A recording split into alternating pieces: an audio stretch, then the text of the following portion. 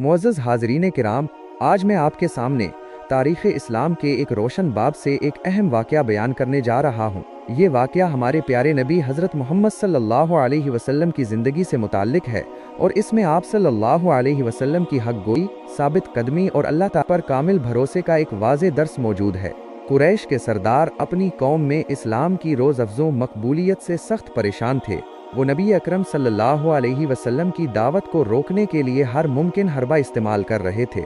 एक रोज़ उन्होंने इकट्ठे होकर एक अहम मशवरा किया। इस मशवरे के नतीजे में उतबा बिन रबिया को अपना नुमाइंदा बनाकर रसूलुल्लाह सल्लल्लाहु अलैहि वसल्लम के पास भेजा गया।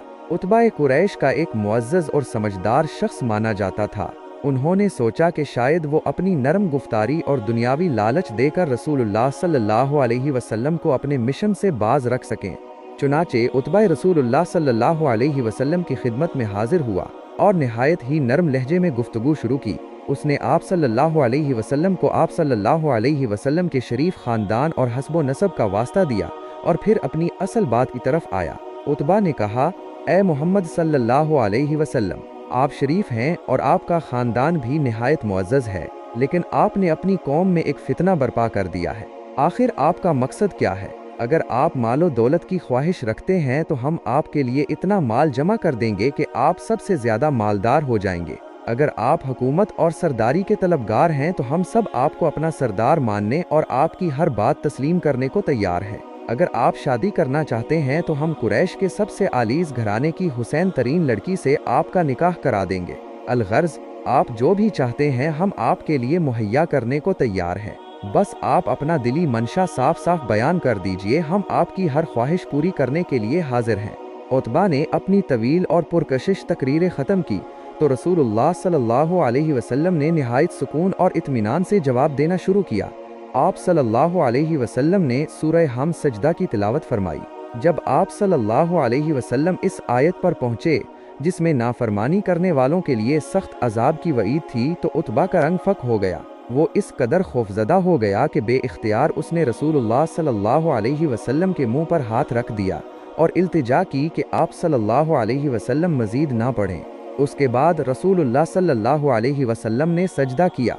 सजदे से फारिग होकर आप सल्लल्लाहु अलैहि वसल्लम ने उतबा से फरमाया, तुमने मेरा जवाब सुन लिया। उतबा वहाँ से उठा और सीधा कुरैश के पास पहुँचा।